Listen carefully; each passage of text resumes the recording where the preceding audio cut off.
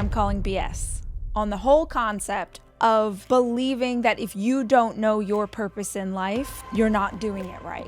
Pay attention to what lights you up. It does not matter if it doesn't make sense to anybody but you. Our soul calls us to do a thing, and it is infinitely easier to distract ourselves, not just with the bad stuff, but also with the good stuff.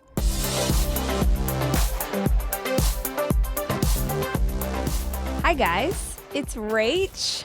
Welcome to a new episode of the podcast and a series I am really excited about because my new book's coming out.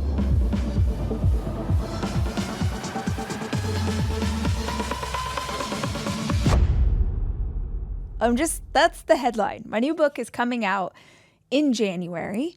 And from now until January, I am dedicating every single Monday episode of the podcast to a different theme that is inside the book. So we're not going to go in order, but I just kind of picked different conversations that I write about in the book that I thought would make good podcast episodes. And then I thought, wouldn't it be cool to find people who've called into the hotline for Ask Rach episodes? Hi, Rachel. Hey, Rachel. Hi, Rach. Find people who've asked questions that go along with this theme and basically build an entire show around the chapter, the questions I've gotten from you guys, and hope that you dig it. So this is the very first episode. I promise I won't explain it in this much detail every time, but that is why we are going on this journey together. And today's conversation is about passion and purpose. Specifically, people who ask, what is my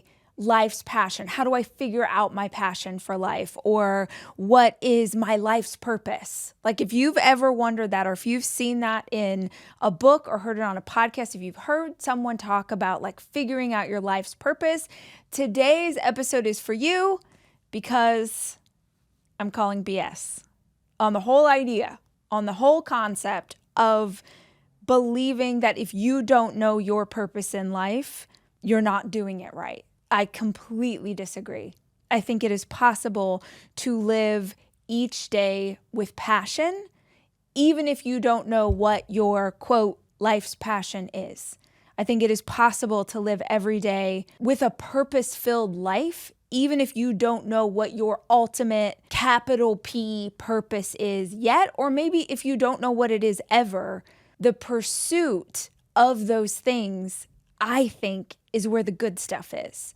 And it is the lack that we create in our life when we feel like there is a disparity between this like ultimate fantasy of knowing our reason for living every second of every day. That space between where we are and that ultimate vision, I think really hurts us because it's just another thing to add to the list of like all the ways we're not cutting it. There is a chapter in my book that is dedicated to this idea, and to kick us off, I want to do a whole podcast about the topic, so I hope you're down to hang out. I do just want to mention that we are in the last 90 days of the year. If you've never hung out with me before, that probably means nothing to you. But if you have been part of this community for a while, you know that this time of year is really important to us. We are very intentional. We try and be very intentional about living the last 3 months of the year with as much focus and intention as we typically start the beginning of the year. So in years past, I've dedicated so much of my work in the last 3 months of the year to the idea of the last 90 days. And we're still in that space. It's just that last 90 days for me feels like it's evolved into these bigger questions. Rather than giving you something prescriptive and telling you exactly what to do, the new book and the direction my work is going is that I don't want to tell you what to do. Because I understand, the older I get, the more I understand that I can't possibly tell you what to do. I don't have the context for your life. Even when people call in and leave questions on the voicemail and they want me to answer them for Ask Rach episodes, even then, I try and say at least once, if not 5 times in every episode, like, I'm just some chick on the internet telling you what I think. You'll understand that I'm definitely not an expert and I don't have full context. So everything that I'm doing as I go forward is about, I hope, giving you some framework and some ideas, and in this case, questions that will help you figure out what is true for you, because you are the only one who has that answer. The new book is called What If You Are the Answer? And 26 other questions that just might change your life. So every single chapter in the book is a different question that when I ask that question of myself, or maybe someone asked it of me, like a therapist or a friend or a partner asked me this particular question, it really forced change in my life. And it didn't force change because somebody else told me that I needed to do something. It forced change because that question was a catalyst. The question was a catalyst that shifted my perception of the world around me, or why I was doing certain things. It made me question my own beliefs or the structure of my days. And I really am excited, not just that this book is coming out, because when it comes out, it will be my first book in 5 years, but also because it's coming out the first week of the year. And I love a new year. I love a new year. It's also my birthday week. So I just always feel so much energy and momentum as I go into a new year. And I thought it could be really powerful for you guys, for us as a community, if we start our year asking ourselves questions and getting in touch with our intuition and our inner wisdom. If you didn't already see it, I did release a new book cover. Honestly, the photo shoot for this book cover was it was like the fanciest thing I've ever done. All right, there we go. Look at that face. Coming in, come on. Bit of hair. Smashing. Okay. Like, it was at a place in LA called Milk Studios, which is like, it was the coolest like photo shoot place, and it had a very fancy photographer, and she then had 2 assistants, and there was a stylist and hair and makeup, and it was all very like fancy. And what I love is that the picture I chose for the cover is me sitting just like I am right now, crisscross applesauce. I'm sitting on the floor. I'm barefoot. I'm wearing my own jeans. I'm wearing my favorite sweatshirt in my favorite color. And it's just me. You can pre-order the book. I will ask Jack to put the links if you want to go check it out or read the back of it and see what it's about. And I also am supposed to tell you guys that I am signing books for Barnes & Noble. So if you want a signed book, hit the Barnes & Noble link specifically, and you can grab a signed copy. And in January, there are book tour stops. I don't know exactly what dates yet, but I will keep you guys posted. You know how it is. When a book comes out, there's lots of fun stuff coming up. So promise, like, stay tuned in the world, and I'll tell you all the things. But let's talk about this subject. Let's talk about this idea of passion and purpose. I don't know if you guys can hear that, but they are literally jackhammering right outside my studio. I don't even know what they're doing to the road. It has been going on for 4 days, and every day I wake up and think, oh, this is the day I can record the podcast episode about passion. And every day the guys are out there bright and early just digging to the earth's core.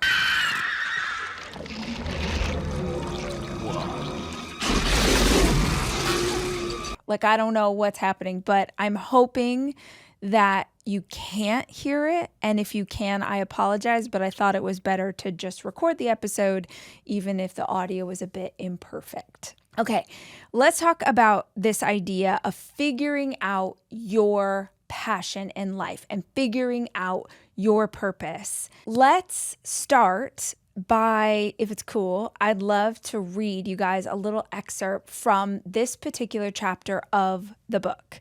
It's not going to be super long because the publisher would actually murder me, but I do just want to give you each week sort of thematically my take on the idea. So basically in this chapter, I'm calling BS on the idea that you must know your passion in life and you must know your purpose in life.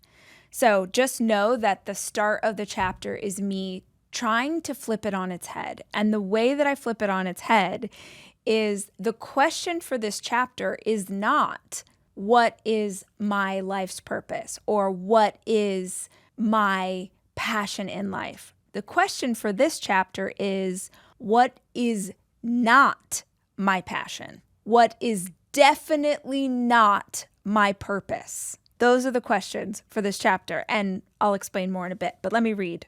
Oscar Wilde once quipped that having a grand passion is the privilege of people who have nothing to do. Said another way, it's pretty freaking hard to pursue something as lofty as life's passion when you're unsure how you're going to make rent this month. But they'll never mention that in those motivational quote cards your grandma got everyone as stocking stuffers last Christmas. The cards don't really care that you work 2 jobs while raising 3 kids, or that you're barely keeping your head above water. If you really want to succeed in life, then you need to know. This narrative is sneaky.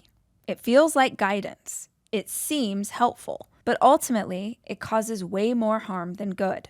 Not because passion and purpose aren't beautiful pursuits, but because what should be gorgeous aspirations of an intentional life have become just another thing to collect and show off on Instagram alongside your last trip to Cabo. It's one more thing you're supposed to have the answer to. Since you likely don't, you can add it to the list of things you already feel shame about, like not eating enough leafy greens and remembering to take calcium supplements to increase bone density. Look, y'all, please hear me. You don't need to know your purpose to live with purpose. And while we're at it, you don't need to have your life's passion figured out to live a beautiful life you feel passionate about. That is a little excerpt from What If You Are the Answer? You guys can pre-order that now, literally anywhere. And if you like the sound of my voice, I am the narrator for the audiobook as well. But let's dig into this topic. I tried my best in writing this book to talk about things that I really used to believe or that I really used to cling to in my own mind of, if I could just figure out this thing, then everything else will fall into place. Like if I could just know the answer to this question, if I could just know my passion, if I could just know my purpose, if I could just make a beautiful poster of my personal core values, if I could just have this whatever for my family and like paint it on a beautiful chalkboard and put it on the wall. And there is nothing wrong with taking a deep dive on those topics. I think at times in my life, they helped me to feel more in control. And they definitely gave me a stronger footing and a foundation of how to pursue things. But, and I don't know if this is going to sound sort of sacrilegious to say because I come from the personal development space, but I worry that for myself, at some point, the pursuit of that framework or the pursuit of that roadmap or the pursuit of know your 3 things, know you're this, know you're that, like what is your passion? How do you look at it becomes a distraction. It becomes just another thing to do so that you don't have to really unpack what's going on. Now, I want to be careful here. I cannot stress to you enough that when I was very early in my self-work, when I first really started going to therapy in my adult life, when I first started to get into personal development, do all of those things, these classes or structures, they really helped me because I didn't have any tools. I didn't have any guidance. I didn't have any wisdom. So I really was grasping on to whatever I could find. And I found some incredible teachers that I owe a lot of my foundation to now. I'm more speaking from where I am today. And where I am today, I still have to catch myself when I see someone else explain, we're doing this course on X, Y, and Z, or, we're having this conference and we're going to talk about blah, blah, blah. I get really excited and I want to go to that thing because I know what it feels like to experience that initial rush of like, I did it. I figured out the answer. I found the person who had the tool and now I know what to do. I still have to check myself from running from one thing to another, because reading about how someone else would do it is easier than doing it, right? Like taking someone's course on how to know what's best for me is way easier than sitting in the tension of a life that has begun to feel monotonous. Listening to someone on YouTube talk about their passion for life is easier than doing the work to figure out my own. If in your gut, if you're listening to this and you're like, nah, I'm still at a place where I really want someone to tell me, give me some guidance for figuring out the 5 words that my family's going to use as their tent pole for the next 10 years. If that feels good, lean all the way in. But if, like me, you feel this stirring, or maybe you felt this stirring for a while that, you know what? I don't need any more lessons. I don't need any more videos. I just need to actually confront what's going on in my life and figure out what to do about it. If that's where you're at, that's where I'm at. And today's episode is for us and for a senior citizen in Nebraska, which is a very weird segue. But when you listen to the voicemail that I got, you're going to understand why. Hi, Rachel. This is a senior citizen from Nebraska, and I wish one of your podcast topics, or maybe I just missed it, would be how to stay excited for life. My kids are grown. I don't have grandchildren, which that's a whole nother story, and I don't think it has anything to do with it. But when you're financially okay and you've traveled, getting the new car doesn't spark the love or the excitement like it did when we were young and struggling to buy things. Now I just feel like my husband and I, which we're happily married, and we just don't have the excitement for life. Do you have any ideas of how to feel excited daily? I'm not depressed. Nothing's wrong. I just would like some ideas. Thanks, and have a good day. Bye-bye. Okay. I would never call her a senior citizen, but she called herself that. So it's like Sleepless in Seattle, senior citizen in Nebraska, / anyone else who can identify with this idea that we want more zing, more spark, more joy, more life. I love that she said, like, I'm not depressed. I'm not pursuing the new car. I'm not trying to get the promotion at work. Like, getting to a place, whether that's as a, quote, senior citizen, or even in your 20s or 30s, where you're like, you know what? I'm tired of pursuing all the stuff. I don't want any more stuff. I want to feel more passionate about the world around me. I, as usual, have a bunch of different ideas for this, but I think where it starts is this idea of opposites. So when you can't figure out what you want, and this isn't just about passion or purpose, this is like anything in life. When you can't figure out what you want or what the right choice is, figure out what the wrong choice is. When you can't figure out what you want, figure out what you don't want. Because sometimes being spoiled for choice, it's like going to the Cheesecake Factory. You guys ever been to the Cheesecake Factory and their menu is like 10,000 items long? You start to look and you're like, oh, I want the spinach artichoke. No, I actually want, okay, wait, maybe I want the soup and the sandwich, and oh, their pizza's so good. I'm making myself hungry. When there are so many things to choose from, I can get overwhelmed by the choice. And then I get confused, especially if you're in a season where you're feeling tired or burnt out or overwhelmed, which is a lot of us right now. It's harder to figure out which direction to go when the possibilities are endless. The flip side of the Cheesecake Factory is like In-N-Out. I think most of you know In-N-Out Burger, even if you're not on the West Coast. In-N-Out Burger has a cheeseburger in various formats, a fry, a drink, or a milkshake. That is all that is on their menu. Yes, there's a secret menu. You can get it animal style. You can get it let's do the grilled onions, like the whole thing. You can do it. But the point is, they serve 4 things: burgers, fries, shakes, and drinks, period. So when I go to In-N-Out, I'm not confused about what I'm getting. I know what I'm getting. My only question is, what form do I want that burger in? if you find yourself in life where you're like, oh, there's so many things I could do, like our senior citizen in Nebraska, she's got time on her hands. She doesn't have those grandbabies yet. She has not saying that she's rolling around in money, but she said money is not a financial concern of hers. So she's like, what do I do to feel passionate? Let's look for the opposite. When you don't know what you want, figure out what you don't want. Well, how do I know what I don't want? You can start in the simplest way. You could journal about it. You can type it in your computer. You can make a list is the headline here.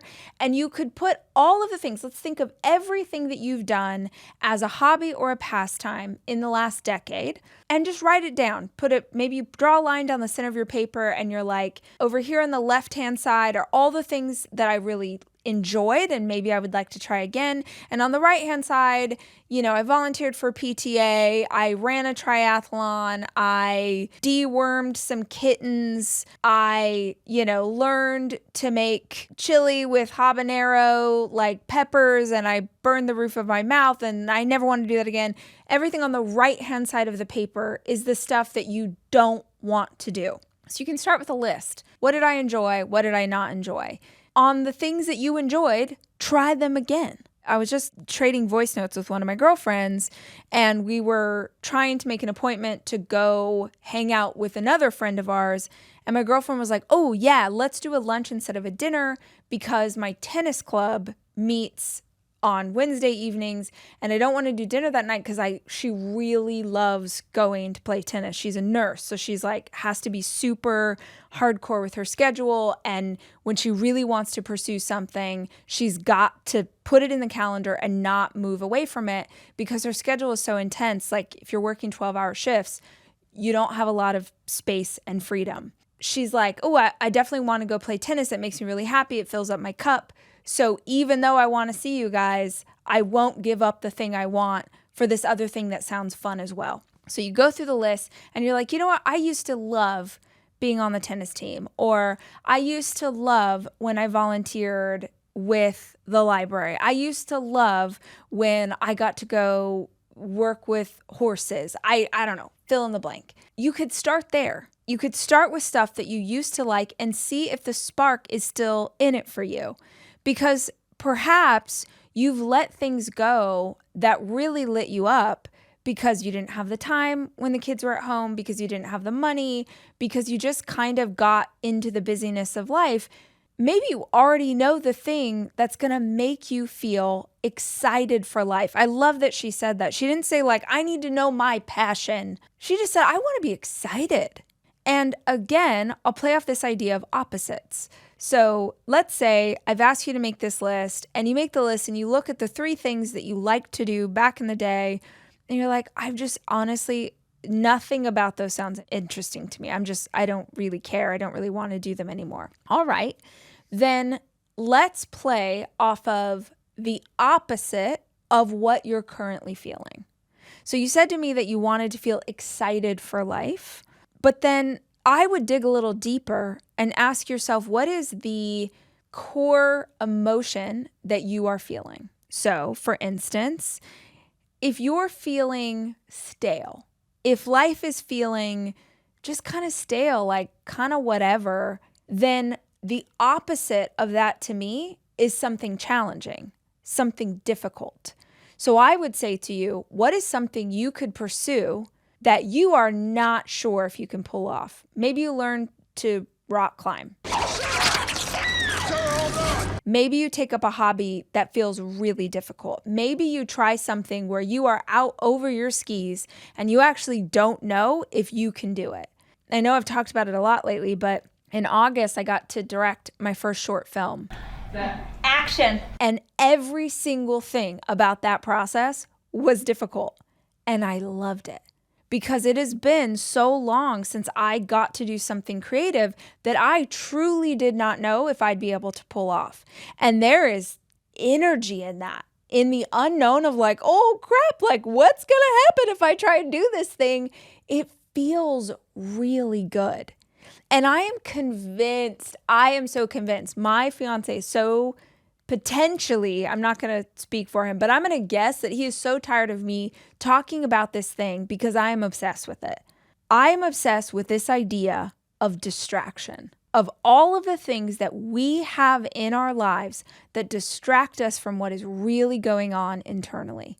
And there's the obvious stuff, right? Like you can go have a drink, you can smoke some weed, you can take a pill, you can watch porn, you can go online shopping and spend money you don't have. There's all of the things that you can do to numb that can distract you from life. Then there's just life, right? Taking your kids to school and getting through the next hurdle and turning this project in on time and maybe I'll get a promotion. There's just the life pursuits that distract you from what's going on internally. There's the stuff that you drum up subconsciously. Maybe you're sitting in a season where when you really sit with yourself, you can feel some tension.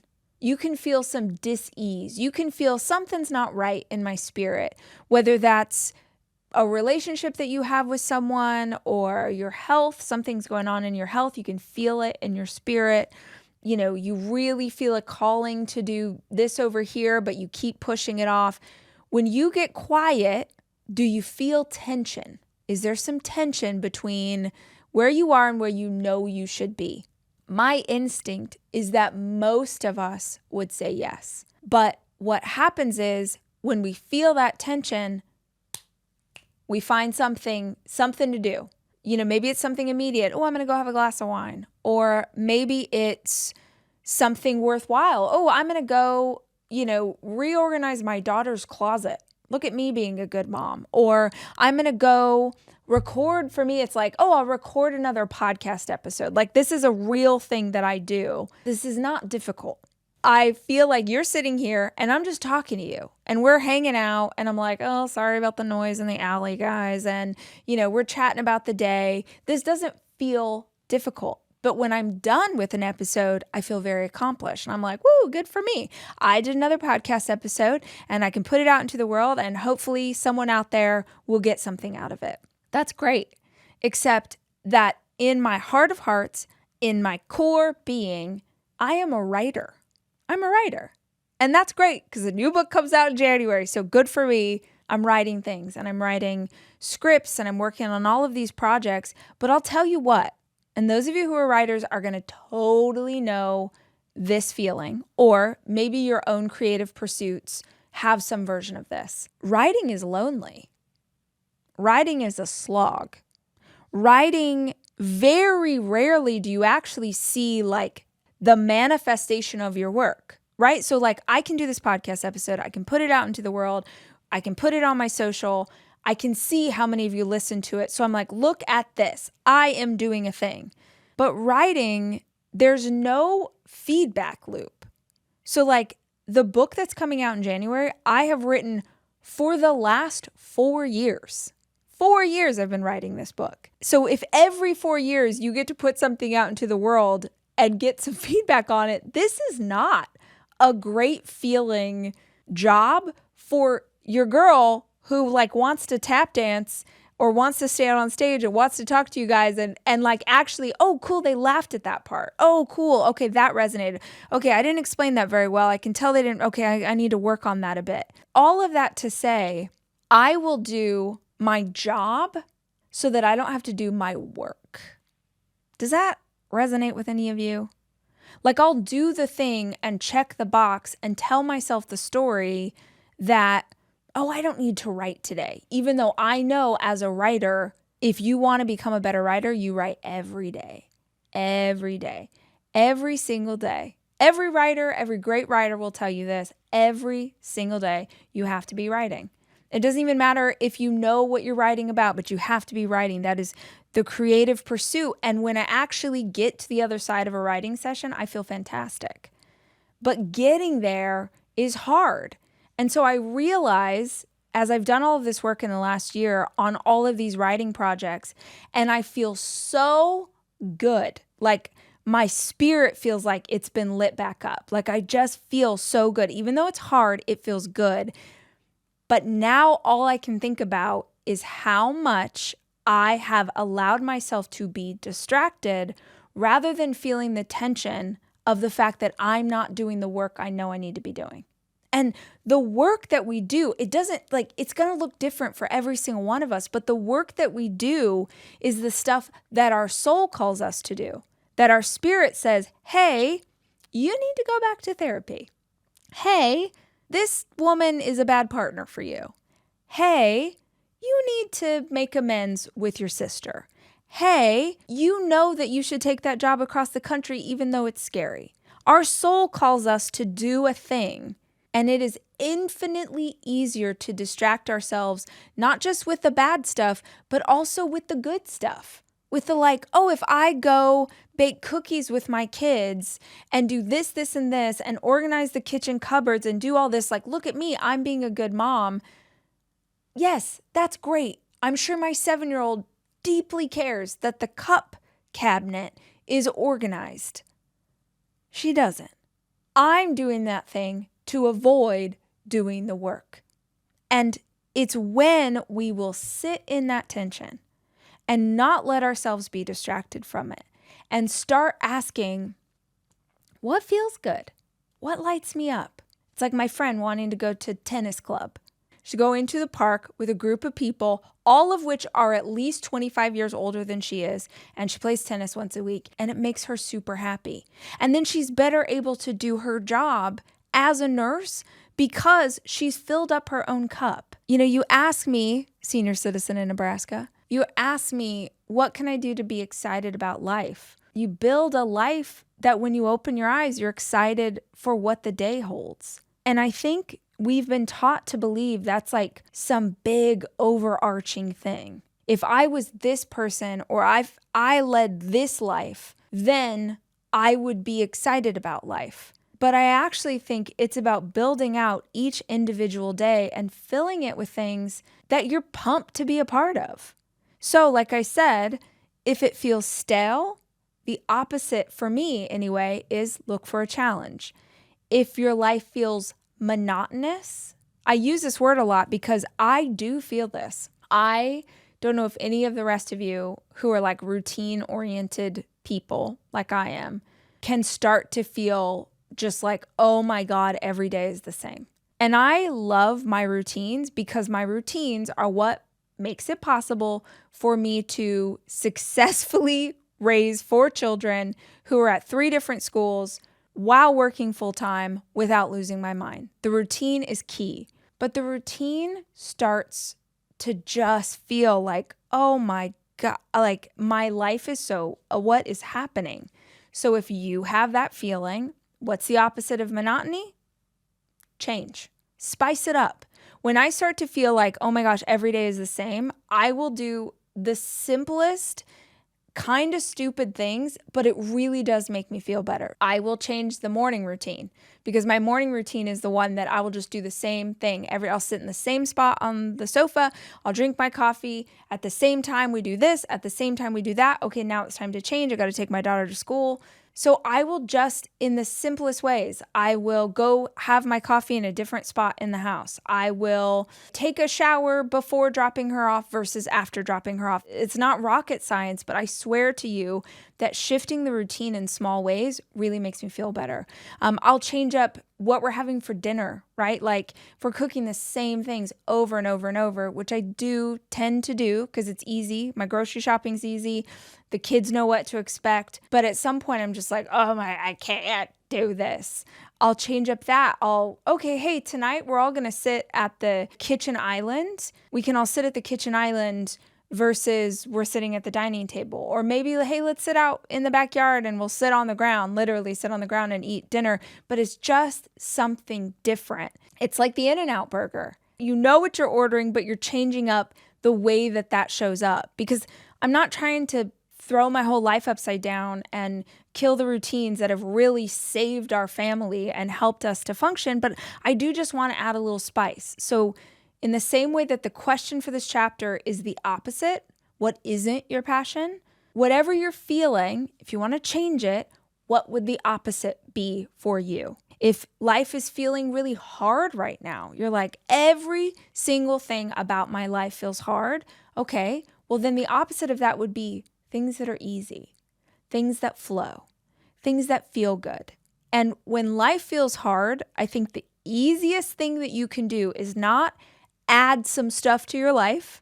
It's not like life feels hard, so I'm going to add in a yoga class to make sure that I get breath work done. Unless that feels really exciting to you, in which case, go for it. To me, when life feels hard, the easiest thing to make it feel better is to strip things away, is to remove things from your life so there's just less stuff, less volunteering for the thing, less showing up in this space, less having to do X, Y, and Z because you want the other moms at school to think that you're a good mom too. Just let some stuff go and reach for things that feel as easy as possible.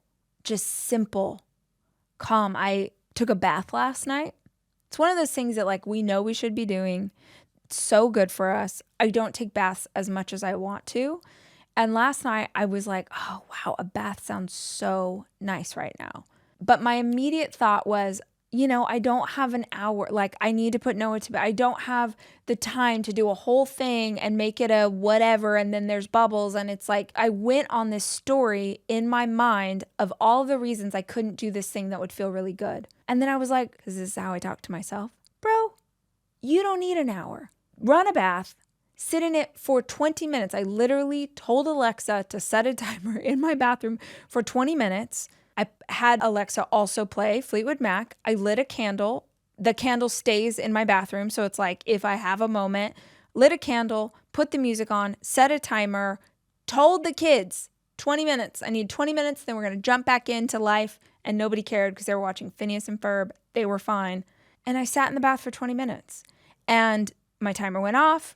I got out of the bath, put my pajamas on, and did the rest of my routine. It was so easy to do when I didn't tell myself that it had to be something grand. I don't know about you guys, but I'll get excited about an experience and then my brain goes, well, we need to do this all the time now. Well, okay, well, now we're going to go to the museum every Saturday. We're going to do something improving with these children and make sure they know about art and culture. And it's impossible. I will talk myself out of doing something good for me or good for my family in this day because I will make up a story about what that means for life. Well, I don't want to do this because I can't possibly keep up this level of passion and excitement every third Sunday for the rest of time. Stop trying for the big, headline, capital T, this is the truth of who. No, man. What can you do today?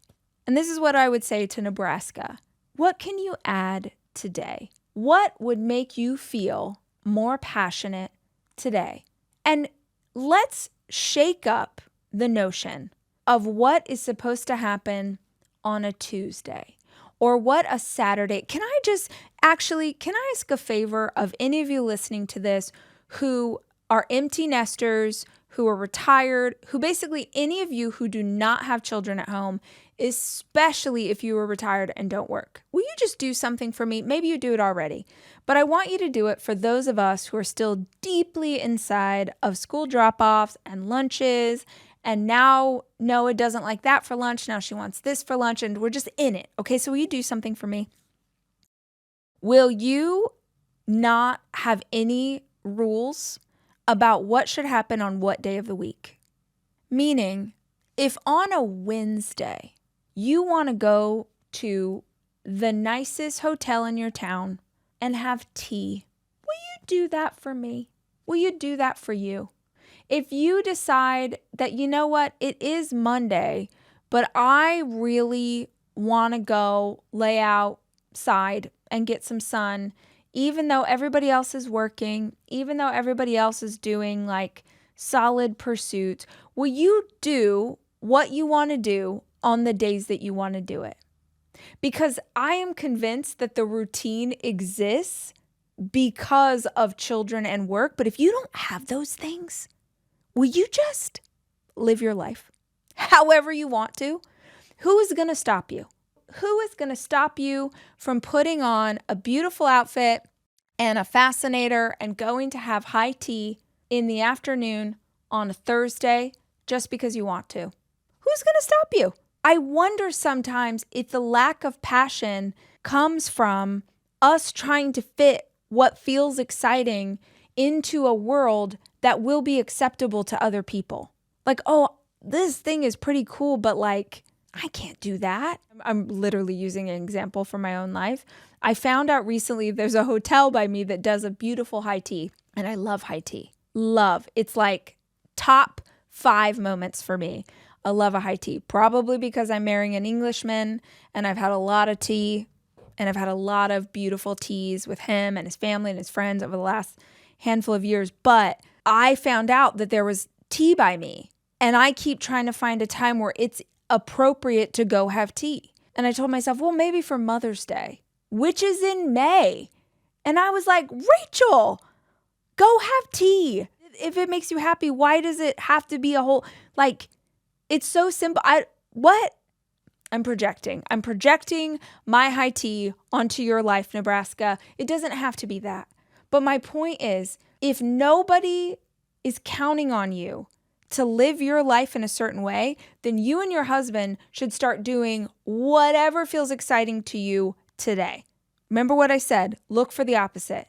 If it feels stale, find something that's challenging. If it feels monotonous, change up the routine.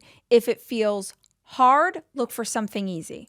Or perhaps you take a deep dive and you realize it's none of those things. It's actually this emotion. Or maybe you ask your husband to do this and you two are feeling 2 completely different emotions. That's cool. Go on this pursuit together. You find something to do that's going to light you up. He finds something to do that's going to light him up. I actually don't think it's as hard as we make it out to be.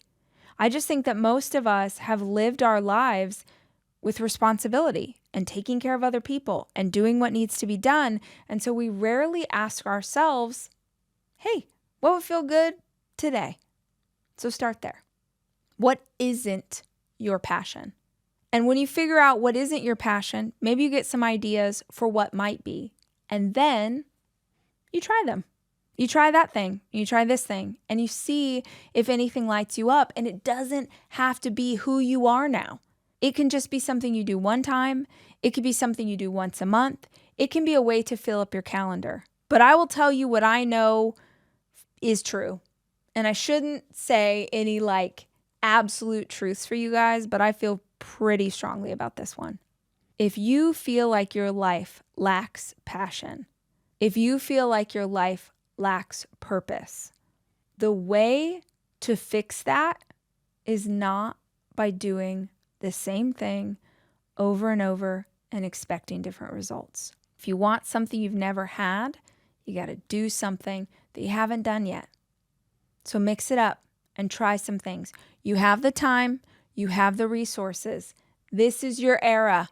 This is your try girl era. This is for you, Nebraska. You try some stuff on, see what fits. Pay attention to what lights you up. It does not matter if it doesn't make sense to anybody but you. And fill your calendar with more stuff like that. Hope you guys found this conversation helpful. As I said, the new book comes out January 7th. It's called What If You Are the Answer?